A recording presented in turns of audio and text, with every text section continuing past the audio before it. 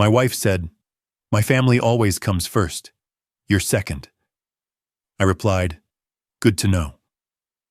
Then I moved myself to first in my own life. Separate finances, separate plans, separate future. When her family emergency came and she expected me to pay, I should have seen it coming. But you know how it is when you're in it. You make excuses, think it'll get better, convince yourself you're overreacting. My wife Melissa, 33, and I have been married 5 years. Her family's always been involved. Really involved.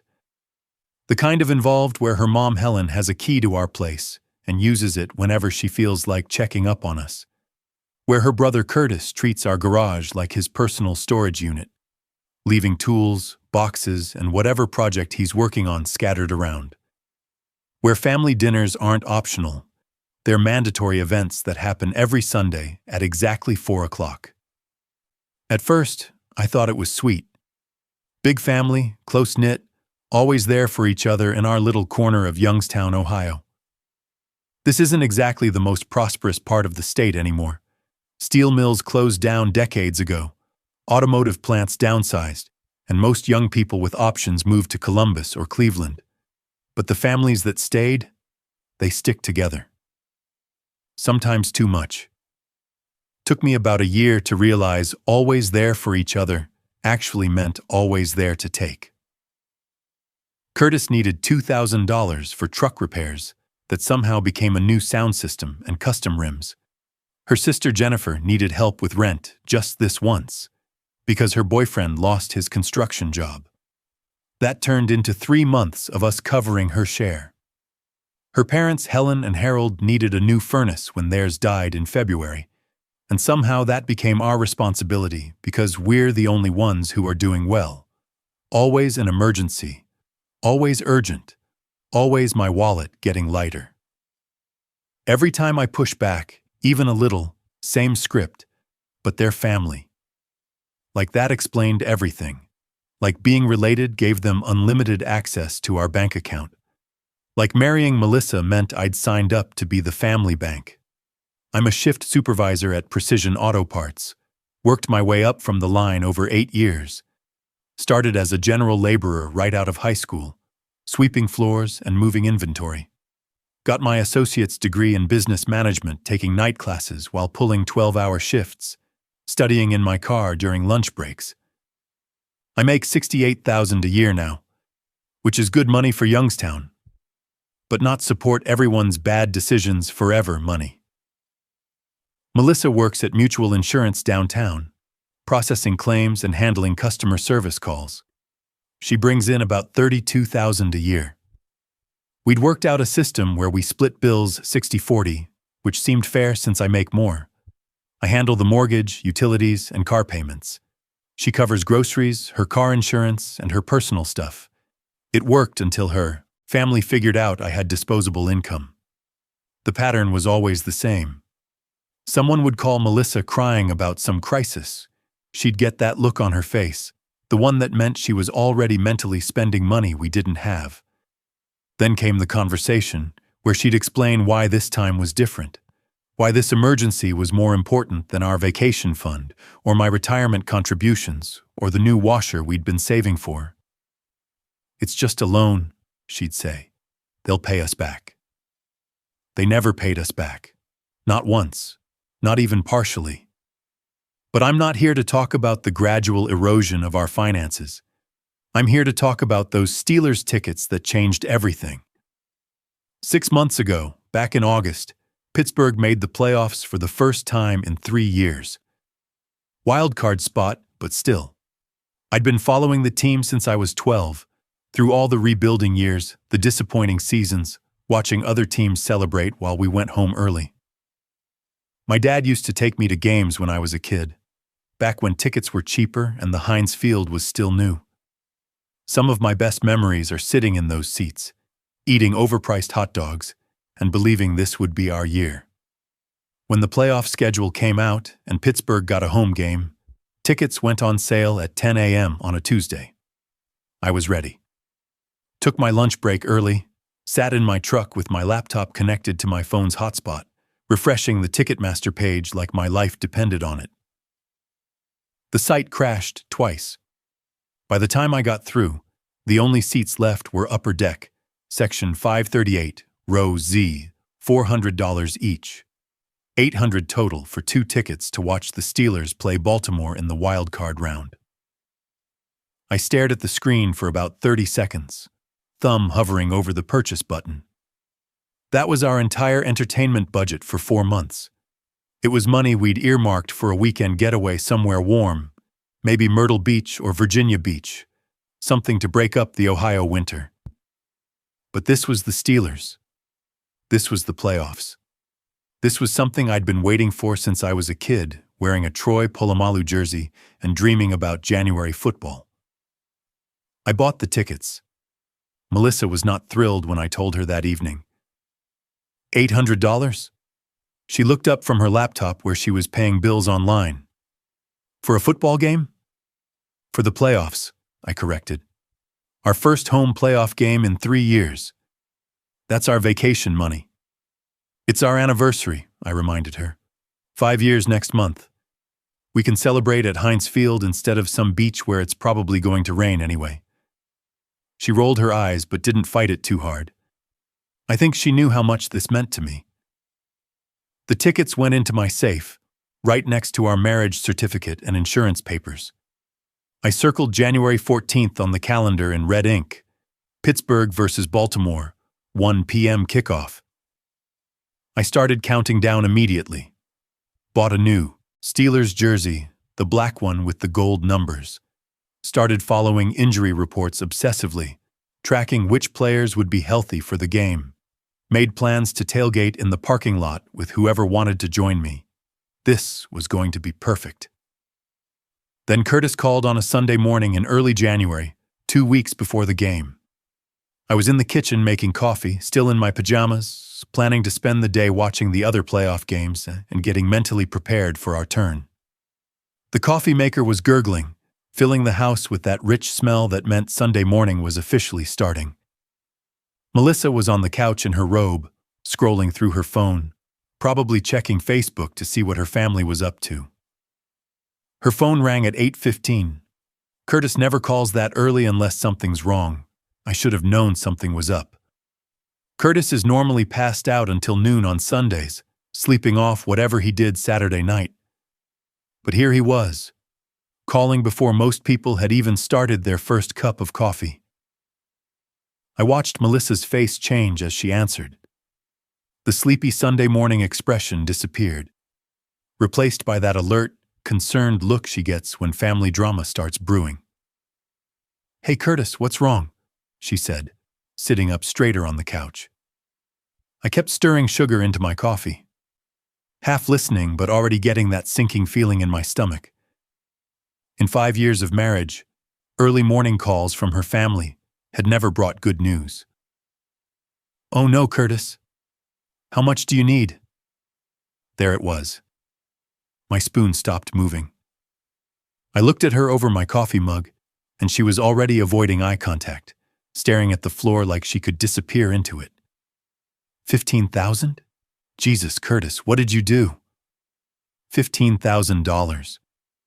I set down my mug harder than I meant to. Coffee sloshed over the rim onto the counter. Okay. Let me think. We'll figure something out, she said into the phone. Just give me a few hours to talk to Dalton. Talk to Dalton.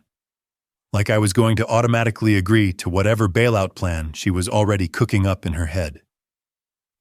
She hung up and turned to me with tears in her eyes. Real tears or performance tears, I couldn't tell anymore.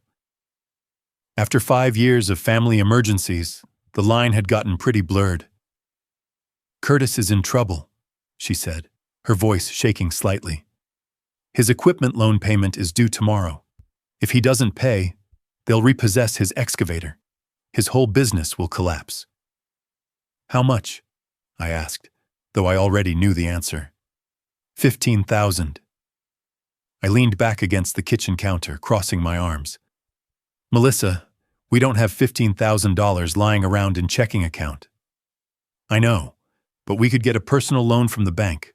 Or, she glanced toward the bedroom where I kept my safe. We could sell the tickets. The kitchen went quiet except for the coffee maker still dripping and the neighbor's dog barking somewhere, outside. Excuse me? The Steelers tickets. You paid $800 for them 6 months ago. They're probably worth more now with the playoffs starting. I looked online last night, and similar seats are going for $1,200, maybe $1,500. That would help, and we could get a small loan from the credit union for the rest. I stared at her. Really stared, like I was seeing her for the first time. You want me to sell my Steelers tickets? It's just a game, Dalton. Curtis could lose everything he's worked for. Just a game. I repeated it slowly, tasting how wrong those words sounded. Just a game. You know what I mean. It's not life or death. Curtis's business is his livelihood. No, I really don't know what you mean. Those tickets represent 6 months of me being excited about something. 6 months of us having a plan together, something to look forward to. And you want to sell them to bail out your brother again. He's family. And I'm your husband. She got that look then. The one I'd been seeing more and more lately whenever I questioned the family's financial decisions. Like I'd said something unreasonable, something that proved I just didn't understand how things worked in her world. This is different, Dalton. This isn't like the time he needed money for truck repairs or when Jennifer needed help with rent. This is his livelihood, his entire business. The business he started 3 years ago without a real business plan. The business he's been struggling with for 2 years because he underbids every job. The business we've already put $3,000 into when his truck broke down, when he needed insurance money, when he couldn't make payroll that 1 month. Her face was getting red now, the way it does when she's frustrated and running out of logical arguments. That's not fair. You know what's not fair? Me working 60-hour weeks during busy season to support your family's disasters. You know what's not fair? Never having money for things we actually want because there's always some emergency that somehow becomes our responsibility. You know what's not fair? My family always comes first, she interrupted, her voice rising. That's just how it is. You come second. You knew this when you married me. The coffee maker stopped dripping. The house went completely silent. I could hear my heartbeat in my ears and the neighbor's dog still barking 3 houses down. Say that again, I said quietly. My family comes first. You're second. That's just reality. Family is forever, but marriages. She didn't finish the sentence, but she didn't need to. Message received loud and clear. Good to know, I said. She blinked, probably expecting me to argue or negotiate or ask her to explain what she meant. So you understand? We'll help Curtis? Nope. But thanks for the clarity. I walked out of the kitchen. She followed me, confusion replacing the defiance on her face. Where are you going? To get dressed. I'm going. To Heinz Field next Sunday like we planned. You can't just go without me. Sure I can. You made your choice. I'm making mine. She sputtered something about being unreasonable, about not understanding family loyalty, about me being selfish. I just kept moving toward the bedroom. I had phone calls to make. Called my buddy Brad from the plant. He answered on the second ring, sounding like he was still in bed. Dalton, everything okay? It's like 8:30 in the morning. You still want to go to that Steelers game? I've got an extra ticket. Are you serious? What about Melissa? Long story. You want to go or not? Hell yes, I want to go. But what happened with Melissa? I'll explain later. Game starts at 1 next Sunday. We'll leave here around 10 to beat the traffic. I could hear him getting excited through the phone. Brad's been a Steelers fan longer than I have, but he could never afford playoff tickets on his line worker salary. Dude, this is amazing. I can't believe you're serious. Dead serious. Wear something warm. January in Pittsburgh isn't a joke. After I hung up, I sat on the edge of the bed for a few minutes, listening to Melissa on the phone with someone, probably her mom, explaining the situation and asking for advice on how to handle her unreasonable husband. That's when I realized something had shifted inside me. For 5 years, I'd been the guy who showed up, who smiled and nodded and opened his wallet whenever her family needed something. I'd been the dependable one, the provider, the one who made sacrifices so everyone else could be comfortable. But I'd never been first. Not once. Well, that was about to change. The Steelers lost in overtime, but I had the best time I'd had in years. Brad and I tailgated in the parking lot for 3 hours before the game, grilling bratwurst and drinking beer with a bunch of guys from Pittsburgh who'd driven down from the city.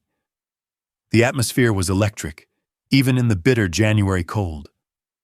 28 degrees with a wind that cut right through your jacket, but nobody cared. During the game, I forgot about everything except football. Forgot about Curtis and his equipment loan. Forgot about Melissa sitting at home, probably calling her whole family to complain about her selfish husband. Forgot about 5 years of being treated like a human ATM. For 4 hours, I was just a guy watching his team fight for their season. Posted pictures on Facebook throughout the day. Me and Brad with our terrible towels. Action shots of the field. The crowd going wild when we scored. Big smiles, having fun, living my life without asking permission or checking if it was okay with the family council. Melissa called me about 15 times during the game. I didn't answer once. When I got home Monday night, she was waiting in the living room like a parent ready to lecture a teenager who missed curfew. Arms crossed, that expression on her face that meant she'd been rehearsing this conversation all day. "We need to talk," she said, before I even got my coat off. "About what?" "About you embarrassing me in front of my family. About you abandoning me when I needed support. About you acting like a child." I hung up my jacket and sat down in my recliner, the one her mom always complained was too big for the room. "I went to a football game, Melissa, with tickets I bought 6 months ago. How exactly is that embarrassing you? You know Curtis is in serious trouble. You know we could have helped him. Instead, you chose a game over family. I chose myself over people who don't give a damn about me. Big difference." She stared at me like I'd grown a second head. "What are you talking about? Of course we care about you." "Really? Name one time in 5 years your family has done something for me. One time they've helped us out, supported something I wanted, put my needs ahead of theirs." Silence. She opened her mouth, closed it, opened it again. Nothing came out. "That's what I thought," I said. "Look, I've made some decisions while you were planning how to spend money we don't have on problems that aren't ours. Over the next few days, I restructured everything. Started with the finances, which was easier than I expected since we'd always kept mostly separate accounts. I'd been covering about 60% of our household expenses, plus all the family emergencies, plus anything extra Melissa wanted or needed. Set up a completely new checking account at a different bank. Changed my direct deposit. Sat down with a calculator and figured out exactly 50% of every bill. Mortgage, utilities, internet, groceries, everything. Made a spreadsheet showing what she owed versus what I owed. Printed out copies and left one on the kitchen counter. The credit card was the big one. She'd been an authorized user on my main card for 4 years. The one with the high limit that I used for emergencies and big purchases. The one she'd been using for her family's constant crises. I called the bank and had her removed.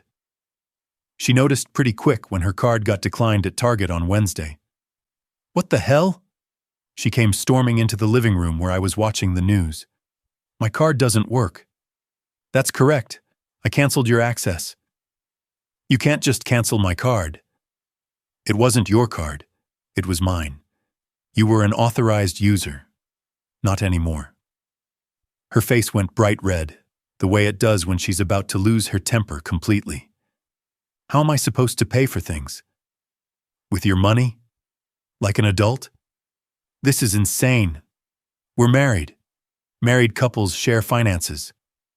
And according to you, I'm second place in this marriage, so I'm treating our finances accordingly.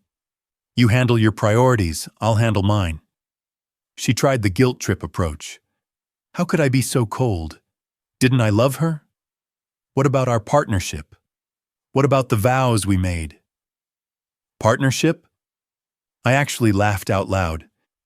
You literally told me I come second to your family. There's no partnership. Here. There's you, your family, and then somewhere way down the list, there's me. So now I'm putting myself first.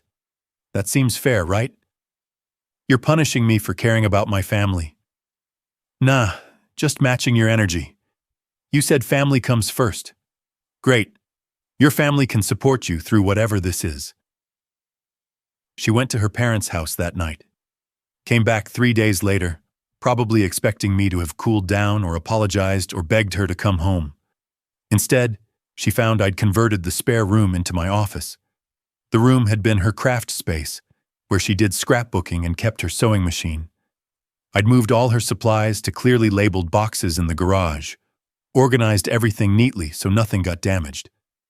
But the room was mine now. Desk, computer, filing cabinet, comfortable chair. A space that belonged to me. What did you do to my room? She asked, standing in the doorway looking shocked. Got myself an office, needed a workspace that's actually mine. That was my craft room. Was it? I pay half the mortgage on this house. This is my house too. I'm using my space. You can't just take over rooms without discussing it. I can do whatever I want with my half of everything. That's how separation works. The word hung in the air between us. Separation. I hadn't planned to say it, but there it was. Is that what this is? She asked quietly. You tell me. You're the one who made it clear where I rank in your priorities. We barely spoke after that. I started living like a single man in my own house. Joined a softball league that played Tuesday and Thursday nights. Signed up for welding classes at the community college, something I'd always wanted to try. Started going to the gym regularly, something I hadn't had time for when I was constantly working overtime to fund family emergencies. When she asked where I was going, I'd just say, out. When she asked what I was doing, I'd say, my own thing. It drove her absolutely crazy. Her family's weekly Sunday dinners became optional for me, which meant I stopped going entirely. Every week she'd ask if I was coming. Nope. Why not? Got other plans. What plans? Plans that don't involve people who think I'm second class. The funny thing was, I felt better than I had in years. Lighter. Like I'd been carrying a weight I didn't realize was there, until I put it down. I had money in my account for the first time since we got married. I had time for things I actually wanted to do. I had energy because I wasn't constantly fighting battles I couldn't win. I was putting myself first, and it felt good. Things stayed in this strange holding pattern for about 6 weeks. We lived like roommates who didn't particularly like each other. I did my thing, she did hers, and we crossed paths mainly in the kitchen and bathroom. It was tense but manageable. I was actually starting to think we might find some kind of equilibrium, maybe even work our way back to something resembling a marriage. Then the real emergency hit. It was a Tuesday night in mid-February when Melissa came home crying with her entire family in tow. I was in my office taking an online welding certification course when I heard multiple car doors slamming in our driveway. Through the window, I could see Helen, Harold, Jennifer, and Curtis all getting out of Harold's pickup truck. Curtis looked terrible. His face was bruised, his left eye swollen shut, and he was moving like his ribs hurt. Jennifer was crying. Helen looked like she'd aged 5 years since I'd last seen her at Christmas. They all crowded into our living room without being invited. I came out of my office to find them arranged like a delegation, all eyes on me. "We need your help," Harold said without any preamble. No hello, no apology for barging into my house, no acknowledgement that we hadn't spoken since I'd stopped coming to family dinners. "With what?" I asked, though Curtis's appearance pretty much told the story. "My son owes some dangerous people money. We need $15,000 by Friday, or they're going to hurt him worse." I looked at Curtis, who was staring at the floor like it held the secrets of the universe. "Let me guess. Gambling." Melissa grabbed my arm. "Please, Dalton. These aren't just people he borrowed money from. These are serious people. They already beat him up once." "How much gambling are we talking about?" I asked Curtis directly. He mumbled something I couldn't hear. "Speak up." "Underground poker games," he said louder. "Started small, just weekend games with guys from construction jobs. But then I got in deeper. Higher stakes games." "How much deeper?" 15 grand total, but with interest, it's growing every week." I felt that familiar sensation of puzzle pieces clicking into place. The equipment loan. The 15 grand you needed back in January. That wasn't for business, was it? Silence. "Was it?" "I thought I could win it back," he said quietly. Melissa was still holding my arm, her fingernails digging in. "These people don't mess around, Dalton. They told him if he doesn't pay by Friday, they'll break his legs." I looked around the room at all of them. Helen crying silently. Harold's jaw clenched so tight I thought his teeth might crack. Jennifer wringing her hands. Curtis looking like he wanted to disappear, and Melissa staring at me with desperate hope. "That's rough," I said.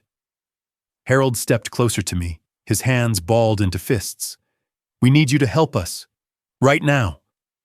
"Why would I do that?" The room went dead quiet. You could hear the furnace kicking on in the basement. "Because he's family," Helen said, her voice shaking. "He's your family, not mine. And apparently, I'm not actually part of this family anyway, remember?" "Dalton, please," Melissa said. "I know things have been difficult between us, but this is life or death." Probably should have thought about that before gambling away $15,000 he didn't have. Curtis finally looked up at me. "Dude, I made a mistake. A big one. But these guys are serious. I'm legitimately scared for my life." "Then maybe you should call the police." "You can't call the police on people like this. They'll just make it worse." "Then maybe you should sell your truck. What's that worth, 12,000? Get you most of the way there. I need that truck for work. And I need my money for my priorities. You made your choices. Deal with the consequences." Harold took another step toward me, close enough that I could smell the cigarettes on his breath. "What kind of man abandons family in a crisis like this?" "The kind of man who was told he comes second. The kind of man who watched you all treat him like a walking ATM for 5 years. The kind of man who finally learned his worth." "We took you in," Helen said through her tears. "We treated you like a son. We welcomed you into our family." I had to laugh at that. It just came out, this bitter sound that surprised even me. "You treated me like a bank account with legs. There's a big difference." Jennifer started yelling then, called me heartless, selfish, cold, said I was abandoning them when they needed me most. Her mom joined in, wailing about how I was letting Curtis get killed over money. "Get out of my house," I said calmly. "This is Melissa's house too," Jennifer shouted. "Nope. My name on the mortgage. My house. All of you, get out now, or I'm calling the police." "I'll divorce you," Melissa said quietly, her voice cutting through all the shouting. "If you don't help him, I'll file for divorce tomorrow." I looked at her for a long moment. This woman I'd loved for 8 years, married for 5. The woman who'd just threatened to leave me if I didn't pay her brother's gambling debts. "Okay," I said. She blinked. "What?" Go ahead, divorce me. Save me the hassle of filing myself. That's when Jennifer completely lost it, screaming every name she could think of. Helen joined the chorus, calling me heartless and cruel. Harold looked like he wanted to take a swing at me. Out, I said, pointing to the door. All of you. Now. They left finally, dragging Melissa with them while she looked back at me like she couldn't believe what had just happened. She didn't come home that night, or the next. I found out through a guy at work whose wife knew Jennifer that they managed to scrape together about $12,000. Helen and Harold took out a second mortgage on their house. Jennifer pawned her wedding ring. Curtis sold his truck like I'd suggested. Still short $3,000, but the loan sharks gave him an extension with increased interest payments. The divorce papers arrived the following week, along with demands that made my lawyer laugh out loud. She wanted half the house, half my retirement, plus $8,000 for emotional distress caused by my financial abandonment.